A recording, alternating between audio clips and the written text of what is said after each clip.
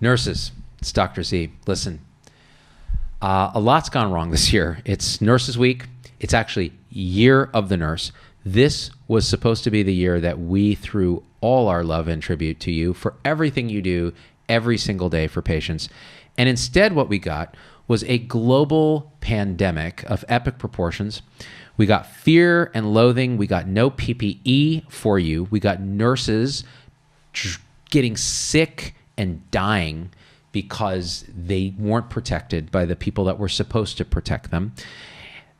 We had nurses going into work and doing what they do, which is caring for others with great risk to themselves. And you got all of that in the Year of the Nurse. And then to add icing to the cake, many of you have lost your jobs or been furloughed because of the lockdowns and quarantines that have happened. And the final straw is that every year I do a epic music video for you guys, and this year we can't because of the COVID. So I'm really sorry that this happened to you because you deserve better. And honestly, as a doctor, we've had our disagreements, you and I. I've had the 3 a.m. call for Tylenol, and I've had the 3 a.m. call for a subtle thing that you picked up that saved that patient's life. That patient would not be alive if it weren't for the nurse. And that has happened time and time and time again. You helped train me. You made me the doctor that I am because I listened to you and I deferred to your expertise when I was training and beyond.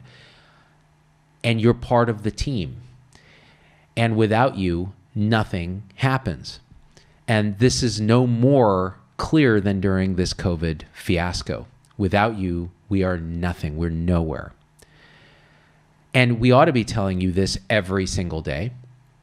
And we ought to be encouraging in our young nurses the kind of amazing critical thinking that was really part and parcel of how nursing contributed to the ecosystem of medicine. And instead, we're treating our young nurses as expendable.